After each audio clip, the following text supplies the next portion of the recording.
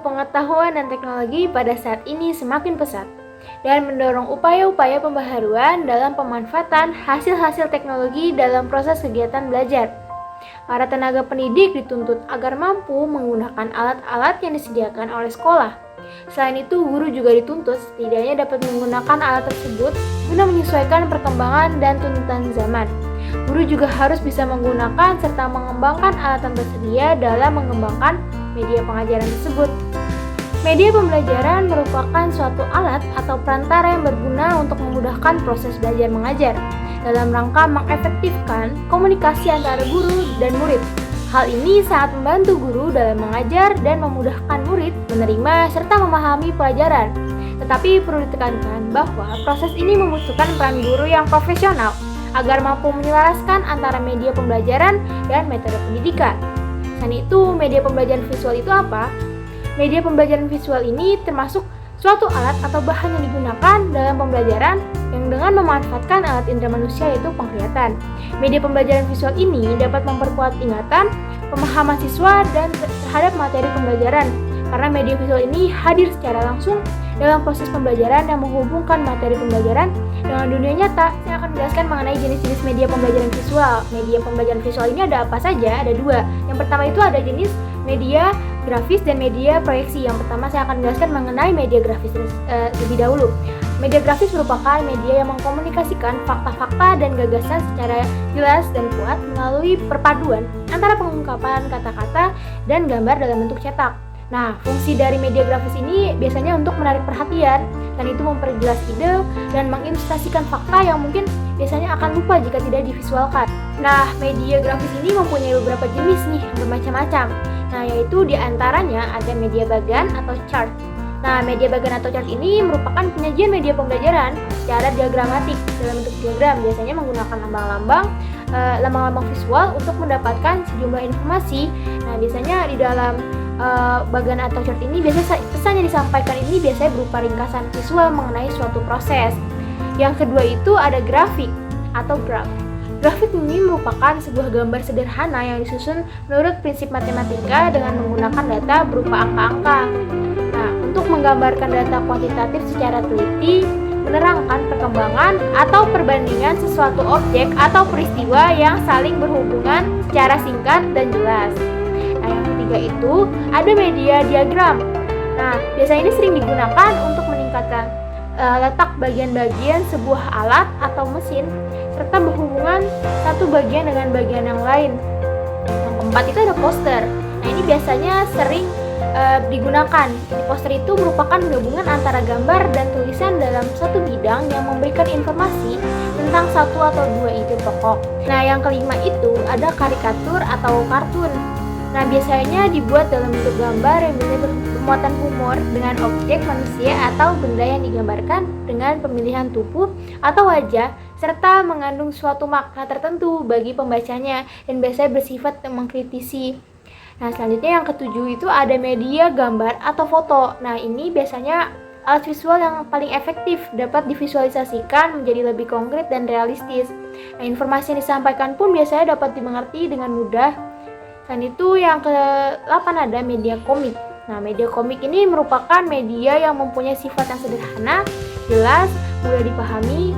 Nah, makanya oleh sebab itu media komik ini dapat berfungsi sebagai media informatif dan edukatif. Materi selanjutnya akan dijelaskan oleh teman saya, Neng Hikmah Azizah. Media proyeksi merupakan media visual yang hanya dapat digunakan dengan bantuan proyektor. Nah, media ini harus menggunakan alat elektronik untuk menampilkan pesan atau informasi seperti overhead projector atau OHP, slide dan film strip, opaque projector, microfiche dan juga video. Yang pertama ini ada overhead projector. Nah, peralatan ini hanya menggunakan sistem optik atau lensa-lensa dan elektrik atau kipas pendingin dan lampu proyektor. Yang ditampilkan dari OHP ini berupa huruf, lambang, grafik, gambar atau gabungan pada lembaran bahan tembus pandang atau plastik yang dipersiapkan untuk diproyeksikan ke sebuah layar atau dinding melalui sebuah proyektor. Ada beberapa kelebihan dari OHP, di antaranya gambar yang diproyeksikan lebih jelas dibanding di papan tulis, Juga dapat digunakan untuk menyajikan pesan dalam semua ukuran ruangan kelas, dan tentunya juga menarik, memungkinkan para penyaji menjadi variatif dan kreatif, disertai juga warna-warni yang mungkin menarik. Juga tatap muka dengan wajah siswa yang selalu terjaga dan memungkinkan siswa untuk mencatat hal-hal yang penting. Namun, selain kelebihan, pasti juga ada kekurangan. Nah, kekurangan dari OHP atau OHT ini juga sebagai berikut. Yang pertama yaitu memerlukan perencanaan yang matang dalam pembuatan dan penyajiannya. Juga OHP dan kertas transparan memerlukan bagian yang tidak terpisahkan karena gambar dan kertas biasa tidak bisa diproyeksikan melalui OHP, tapi harus melalui kertas transparan atau OHT.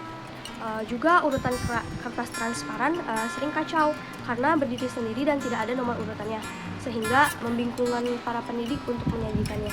Selanjutnya yaitu ada slide, di mana slide ini merupakan suatu film transparansi yang berukuran 3,5 mm dengan bingkai 2x2 inch.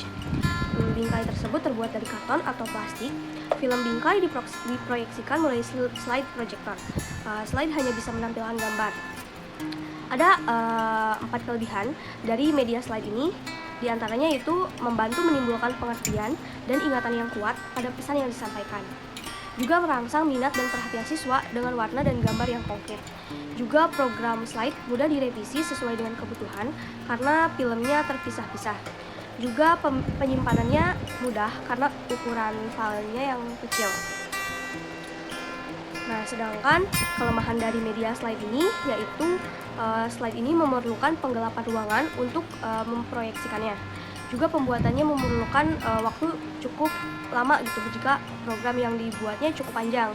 Juga memerlukan biaya yang cukup besar dan hanya dapat menyajikan gambar diam saja. Selanjutnya ada media film strip atau film rangkai. Nah, film rangkai ini bisa tanpa suara, bisa pula dengan suara. Suara yang menyertai film rangkai itu dimaksudkan untuk menjelaskan isi selain dengan suara yang direkam. Penjelasannya dapat disampaikan dalam bentuk buku, pedoman, atau narasi tulis di bawah gambar yang dibacakan oleh guru atau dibaca sendiri oleh siswa. Selanjutnya ada media opaque projector atau proyektor tak tembus pandang. Alat ini untuk memproyeksikan bahan bukan transparan, tetapi bahan-bahan tidak tembus pandang atau opaque. Benda-benda tersebut adalah benda datar, 3 dimensi seperti mata uang, model, serta warna dan anyaman yang dapat diproyeksikan. Kelebihan proyeksi tak tembus pandang sebagai media pendidikan ialah bahan cetak pada buku, majalah, fotografis, bagan, diagram, atau peta dapat diproyeksikan secara langsung tanpa dipindahkan ke dalam transparan terlebih dahulu. Lalu selanjutnya ada media mikrofis. Nah, media mikrofis ini merupakan lembaran film transparan terdiri dari lambang-lambang visual, grafis maupun verbal yang diperkecil sedemikian rupa sehingga tak dapat dibaca dengan mata telanjang. Nah, keuntungan terbesar dari alat ini adalah dapat menghemat ruangan. Halaman cetak yang besar dapat diringkas dalam bentuk film yang baik dengan perbandingan 1/12, yang selanjutnya bisa dikembalikan lagi ke bentuk semula dengan memproyeksikan ke layar. Selanjutnya ada media film atau video. Nah, menggunakan media untuk pembelajaran seperti sangat sering dijumpai gitu dalam kegiatan proses belajar mengajar. Pihak guru dan siswa dapat mempelajari keadaan sebenarnya di luar kelas dengan menghadapkan kepada siswa lingkungan yang aktual untuk dipelajari.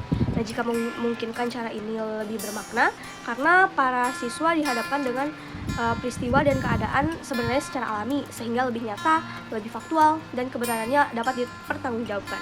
Penggunaan media pembelajaran visual pada tingkat sekolah juga dapat memengaruhi proses pembelajaran siswa karena dalam penggunaan media pembelajaran ini dapat meningkatkan motivasi belajar siswa serta menambah variasi dalam proses pembelajaran agar tidak membosankan dan terlalu monoton. Nah, pengaruh media pembelajaran visual dalam kegiatan proses belajar juga tampaknya memiliki banyak minat karena siswa pasti sangat memiliki antusiasme yang tinggi dalam menggunakan media pembelajaran. Nah, sehingga siswa merasa senang dan pastinya lebih mudah menyerap dan mengingat lebih banyak materi yang disampaikan. Dan pemaparan materi dari saya, terima kasih.